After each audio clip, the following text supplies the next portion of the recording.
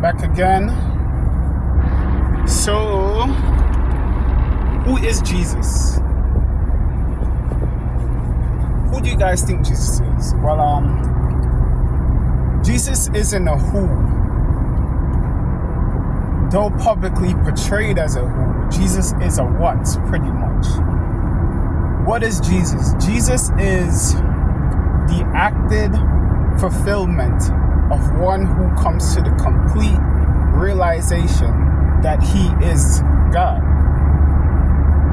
That's who Jesus is, the Son of Man. So, when Neville says that 99% of Christians got it wrong, according to the Bible, he's actually correct. Paul make reference of this. Jesus sort of make reference to this. And, Jesus does make reference to this.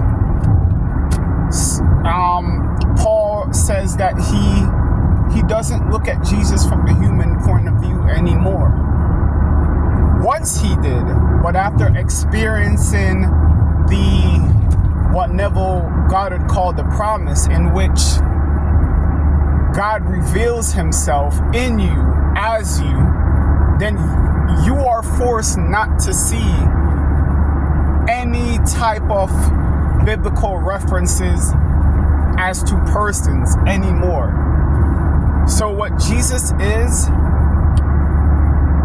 a pattern. And it's a pattern that must unfold in all of us, whether in this lifetime or another lifetime. I know that sounds crazy. That sounds like reincarnation to some people. But there's actually factual evidence on this as well. And I'm going to cover that in another video. There's factual evidence for what you guys call, I wouldn't call reincarnation, but carnation in some way, in both the Old Testament and in the Gnostic Gospels. But to not get off topic, Jesus is the pattern that unfolds in man after he realizes that he is God. And there's certain things that must take place before you come to that complete realization. Only the Son knows the Father, and only the Father knows the Son. This is what Jesus means by, you can't get to the Father but by way of me. So you can't get to the Father, you can't know who the Father is but by way of the pattern. If that makes any sense. That pattern has to unfold in you, in which the Son gets revealed in you. And this is both true in the Gospels and the Gnostic Gospels, I come to find out after reading the Pistis of Sophia, the Gospel of Thomas, James, all of those Gospel that they throw out at the Bible, because it points to that realization. You understand? So when this pattern unfolds in you, there is no turning back. And if you do turn back, this is what's called in the scriptures blasphemy, and that's rejection of the Holy Spirit. You understand? You're rejecting the I am. You're rejecting the revealment of who you are. Once you reject that, then you will just be doing this over and over and over until affliction gets to you, and then hey, you come back to the Father. But not to get off topic on that, so everybody is Mary, and Mary is a state in which every man goes through. And if you realize in Revelation how the 144,000, they were not defiled by any woman, Mary wasn't defiled by any man, meaning she didn't have sex with any man. She was a virgin. And one wasn't defiled by any woman, and one wasn't defiled by any man. It goes to show you that this child that is revealed to you as your child is not made through sex as how we make babies here. It doesn't come through the womb of a woman or through the sperm of a man. You understand? And that's why the Bible set it up in that way. Mary wasn't defiled by any man, nor are the 144,000 defiled by any woman. There is no sex that takes place in the making or in the revealment of Emmanuel, which is that child that you find after waking up out of the tomb. There's a state called Emmanuel, and if you recite the Old Testament, they says that I will put this as a sign. There will be a baby wrapped in swaddling clothes. His name is Emmanuel. Well, that's the eternal state of Emmanuel. When you wake up and you find out that you've been in the tomb, which is the Golgotha, which is the skull, you find this baby. It's just the inner awareness waking you up to, hey, yes, your revealment is young, but you're starting to wake up to the understanding that the whole world is you pushed out. Your imaginary faculty influences all around you, and the baby is just the marking of this coming to know thing. You understand? It's the marking of you waking up to being who you are. And it's the early stages. That's why it's symbolized as a baby. So it goes from baby to the stripling, which is David, and then to the Father, which is Jesus. But these are just eternal stages that one wakes up to. And then finally, the last stage, the split of the temple veil, which is there's no separation between you and the light being, which is God. But going back to who is Jesus, don't forget the Bible always is telling you this. Nobody knows the Son except the Father, and nobody knows the Father except the Son. That is very important to understand the mystery that Paul keeps talking about. And the mystery is only the Son could reveal the Father. And it's set up in this way because it's a paternity in a way. If you recall, Saul kept saying, whose stripling is that lad? Although he very well did know whose stripling it was. The Bible pointed in that direction earlier, but in that verse, he didn't know whose stripling David was. But the Bible is just trying to bring to your awareness something. The stripling is Jesse, and Jesse means I am. And Jesus is I am. Before Abraham was I am. And I am is also the name of God. And I am is also the name of you. And everybody alive have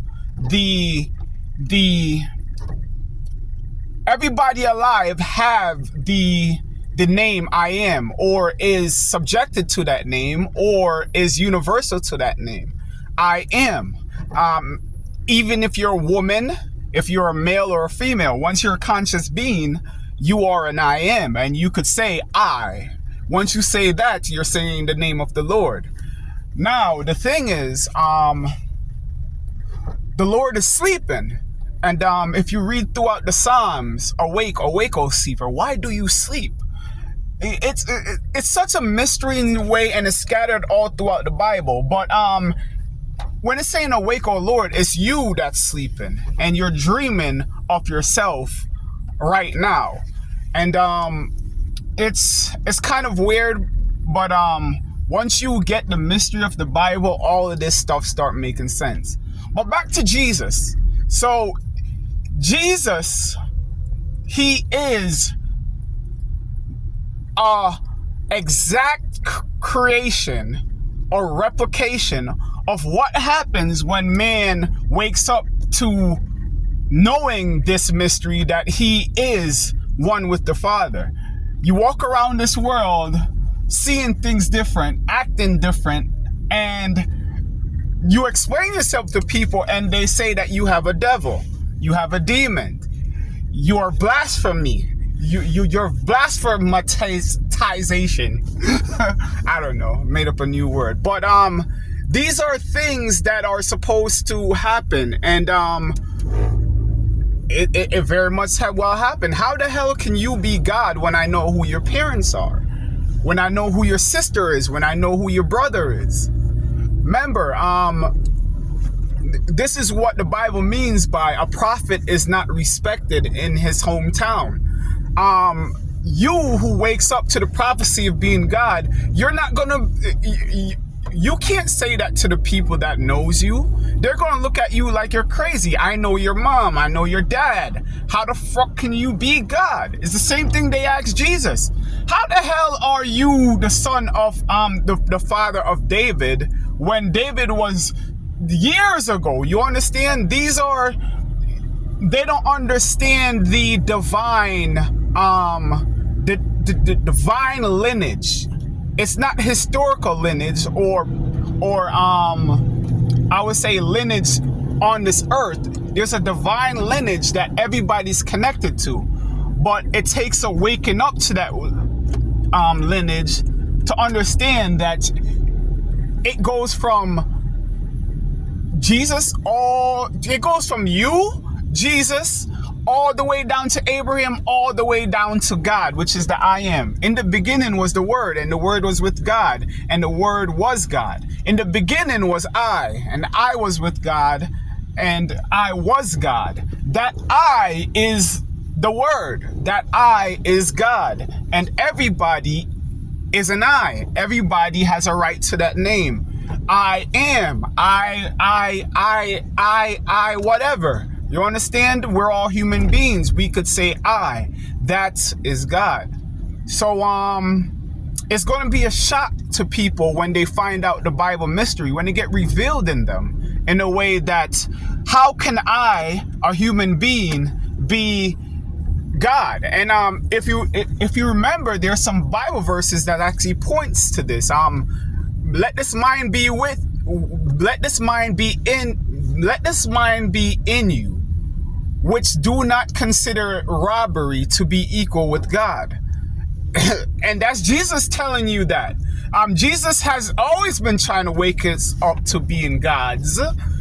As he says, hey, you guys are all the son of gods. Isn't it not written? Isn't it not written? It is written. And remember, there's also a Bible verse that says he set bounds onto the people of the son of gods. So everybody is the son of gods. And Jesus is also one of these, but he is the awakened awareness in full-blown spectrum on this 3D earth, who realized that, damn, holy crap, I am God. You understand? And this is why God says, hey, this is my son. Listen to him. I am well pleased with him. And he is pleased with Jesus. The awakened I am is completely pleased with Jesus, because he comes to the complete realization that him who is the God that said he's pleased and the flesh is one. You understand? And it's just all a mystery that ties into each other. But yeah, guys, so you also got to look at the disciples and how they came to the same realization. And the thing is, don't forget why Jesus got crucified. And people will crucify you, not in the Old Testament ways, but with their mouth. If you come to that realization, they're going to be like, no, you not. No, you not. You understand? And just rejoice when this happened, because that's expected. That's prophesized. And it's all a pattern. And what I would say to people is, pay attention to your visions and your dreams, because this is how God talked to you. Pay attention to any vision or dream that talks about sonship or paternity, because those are the dreams that's trying to reveal it to you once once you come to a certain understanding, and it reveals it to you through paternity or sonship.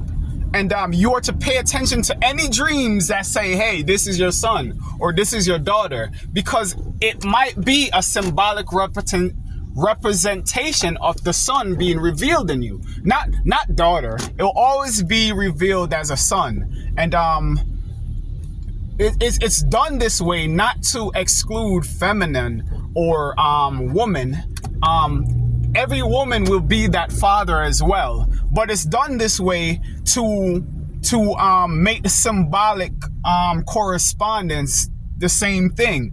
So the inheritance in the old days was always passed down through the son. So the inheritance of God is going to be passed. They need to use the sonship as that to depict that. So it's not trying to be biased towards women. It's just it's symbolic. God speaks to us symbolically from how we know things, and even woman knows this. And sonship, the inheritance is passed down that way, and the lineage is always go to the son. The king always leaves his enterprise to the son. It's the same thing with God. He leaves the ark to the son, and he leaves the world to his son. What is my father's is mine. You understand? So this is why the gender role comes in mostly to do with sons. It's the Bible seems to be biased towards women, but it's really not. It's when you understand that symbolically, it's trying to tell you something through sonship. And remember, there is a Galatians, there is no gender in God. There's no Jew, there's no male, no female, no Protestant, no Catholic. God is universal. He's all of us. You understand? It's just that once you're sleeping, that's when you're away from God. You understand? Once you're not knowing, that's what's called dead. Not knowing that you are pretty much is what's called dead. Are you surely dead? No, but you're dead in a way. This was recited in the parable of the son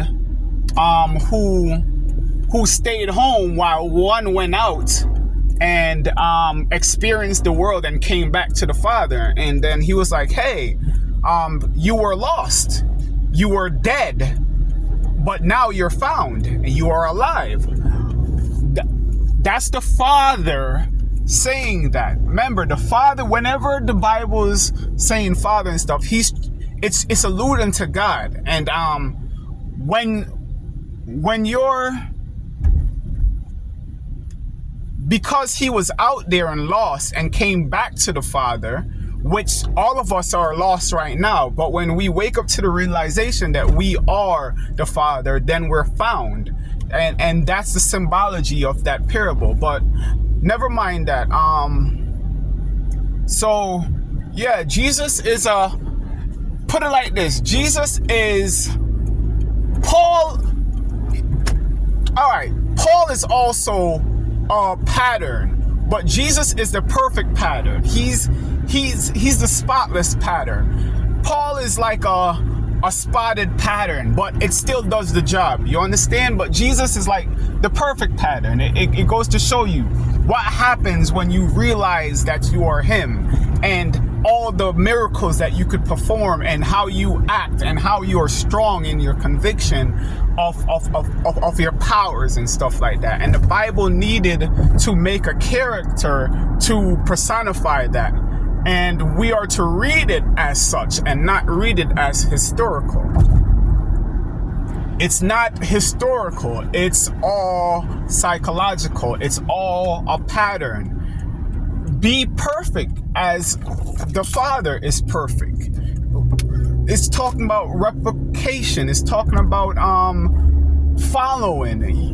What would Jesus do? You are to do the same thing.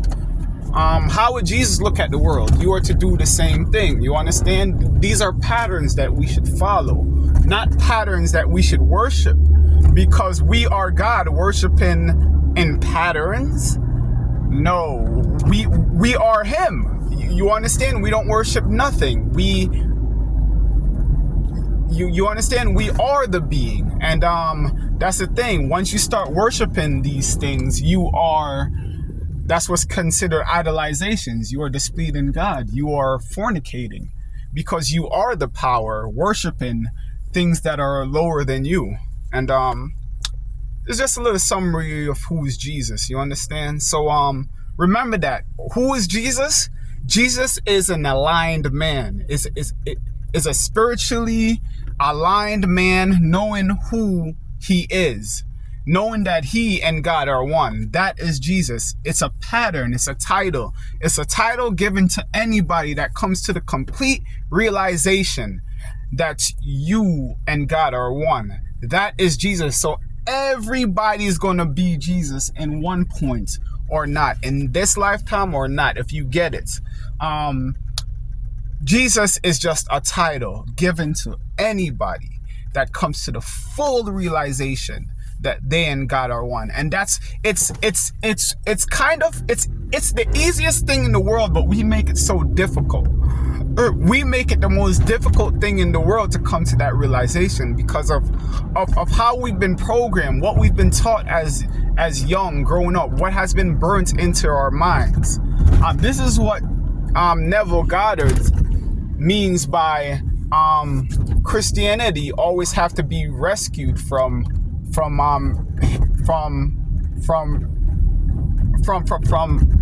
his historical dogma. It's not history. It's psychological. It's the story of you. The whole Bible's about you. But you will never know this. Nobody can tell you this. This has to be revealed to you within you. That's how you know for sure. As what Jesus says when he when he asked Peter, "Who do you say that I am?" And Peter said, "Oh, you are the Son of the living God." And Jesus said, "Blessed are you." Now listen to the next part that he said. "Blessed are you, Simon Jonah," I think he says, "for this could have only been revealed to you from the Father." So it's nobody could tell you this and you believe it to the point of conviction. It has to be revealed in you. And only those who seek this knowledge would it be revealed to you. If you're seeking the Father and you're seeking him faithfully and righteously, then it will be revealed to you. And if you remember what Jesus says, some of you guys will come and say, "Lord, Lord," and call me, but he'll look back. Jesus will look back and say, "I never knew you." Yeah, because yourself is God, and you're looking at an outside God to be Jesus, and never knew that it was yourself. It's yourself that says, "I never knew you," because just like a lot of the disciples, show me the Father, and Jesus kept saying, "Yo, you mother friggers don't get it by now? I've been with you all this time, and you don't know the Father? When you see me, you see the Father." And that's human beings for you. We cannot accept, and it's kind of reasonable in a way, because we have been brainwashed in a way that we look at human beings or man as low, and that's not what the Bible intended. And this has been spread through false information and false interpretations of the Bible. But yeah, I just want to put it like that. It's not Jesus that says, "I never knew you." Your inner being never knew you, and you never knew it to be the Father. There's a Bible verse that also says, how can man